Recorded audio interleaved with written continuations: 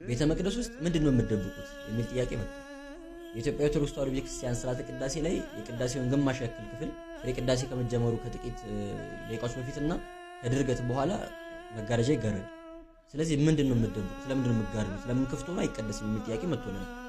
በተለይ ደግሞ ሌሎች ኦርቶዶክሳውያን ቤተ ክርስቲያናት እንደኛም ብዙ መጋረጃ መጋረድ ልምድ የላቸውም። እንዲሁም ደግሞ ህብስቱና ወይኑን በምዕመናን ፊት የመፈተት ባህል አላቸውና የኛ ቤተክርስቲያን ለምንድነው ይሄን ነገር ባህል ያላደረገችው ምንም ያላደረገችው የሚል ጥያቄ ቀርቧል። በእውነት አባቶቻችን በጣም ሊቃውንት ከመሆናቸውና ማመስጠር የሚችሉ ከመሆናቸው የተነሳ ነው መጋረጃ ምንጋር የሚደበቅ የሚሸሸግ ነገር ኖሮ አይደለም። መጽሐፍ ቅዱሳዊ መሰረት ያለውን ታሪክ መነሻ በማድረግ በሚስጥር ለማገናኘትና ለማመስጠር በእኛ ቤተክርስቲያን ያለ ትርጉም ያለ ሚስጥር የሚደረግ ነገር ስለሌለ ማለት ነው። ቅዳሴው እየተከናወነ እያለ በመሃል ካህኑ ይናጻል አይደል? ቅዱስ ላይ ወጥቶ እጆቹን ይናጻል ይታጠባል። ከዛ ወስዶ ወደ ቤተ መቅደስ ሲመለስ መጋረጃው ይጋረዳል። ከዛ በኋላ ካህኑ ጸሎተ ፈትቶ እየጸለየ ህብስቱን ይፈታል። ህብስቱ ሲፈተት አይታይም። በመጋረጃ ተጋርዷል። እየተፈተተ እንደሆነ እናውቃለን፣ ግን ተጋርዷል። ይሄ የሚደረግበት ምክንያት በማቴዎስ ወንጌል ምዕራፍ 27 ላይ እንደምናገኘው ጌታችን በተሰቀለ ጊዜ ከ6 ሰዓት እስከ 9 ሰዓት ድረስ ዓለም ሁሉ ጨለማ ሆነች ይለናል መጽሐፍ ቅዱስ። ተሸፈነ ማለት ነው። አባ ጊዮርጊስ ዘጋስጫ በሰዓታት ምስጋናው ላይ እሴብ ጸጋከ በሚለው ዝማሬው ላይ ምን ይላል? ፀሐይ ጸልመ ወወር ደመ ኮነ ወከዋክብት ወድቁ ፍጡነ ከመ ኢይርአዩ ወርቃኑ ለዛልበሱ ብርሃነ።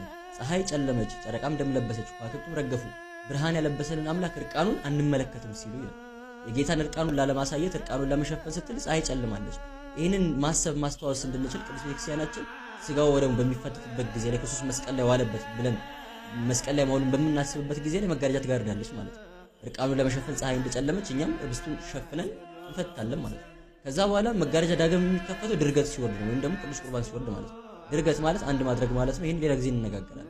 ድርገት ከወረደ በኋላ ከቆረብን በኋላ ጌታችን ወደ ምዕመናኑ ከወረደ በኋላ ዝቅ ካለ በኋላ ተመልሶ ወደ ቤተ መቅደስ ሲገባ መጋረጃ እንደገና ይዘጋል። አሁንም ለመደበቅ ወይ ለመሸሸግ ፈልገን አይደለም መጋረጃ የምንዘጋው። በሐዋርያት ሥራ ምዕራፍ 1 ላይ ወደ መጨረሻው ቁጥር አካባቢ ስናነብ ይላል ደቀ መዛሙርቱ ከጌታችን ጋር ሆነው ጌታችን ከነገራቸው ካስተማራቸው በኋላ አይናቸው እያየ ከፍ ከፍ ብሎ ወደ ሰማይ ያረገ ደመናም ሰውራ ተቀበለችው። ከደቀ መዛሙርቱ ጋር ነበረ፣ ሲያርግ ግን ደመና ሰውራ ተቀበለችው ይላልና አሁንም ስጋና ደሙ ወርዶ ከምዕመናን ጋር ነበረ። ልክ ወደ ቤተ መቅደሱ ከፍ ከፍ ሲል ሲያርግ በደመናው ምሳሌ ወይም በደመናው ምስጢርነት መጋረጃው ይጋረዳል። ደመናው ልክ ጌታችን ሰውሮ እንደተቀበለው መጋረጃውም ስጋውና ደሙ ሰውሮ ይቀበሏል ማለት ነው። ምስጢር ነው ወይም ለማመስጠር ለማገናኘት ትርጓሜ ለማምጣት እንጂ የሚደበቅ የሚሸሸግ ኖሮን አይደለም። በነገራችሁ ላይ በእኛ ቤተክርስቲያን የሚደረግ ማንኛውም ነገር ማወቅ የምትፈልጉ ከሆነ የቤተክርስቲያን የሥርዓት መጽሐፍት ማንበብ በቂ ነው። የቅዳሴ መጽሐፉን ብታነቡ የሥርዓት መጽሐፍት ልጅ ፈልጋችሁ ብታነቡ ከዚህ ቀጥሎ እንደዚህ ይደረጋል፣ ከዚህ ቀጥሎ እንደዚህ ይደረጋል፣ ከዚህ ቀጥሎ እንደዚህ ይደረጋል እያለ የሚደረገውና የሚሰራውን እያንዳንዱን ነገር በጽሁፍ ያስቀምጡናል። ስለዚህ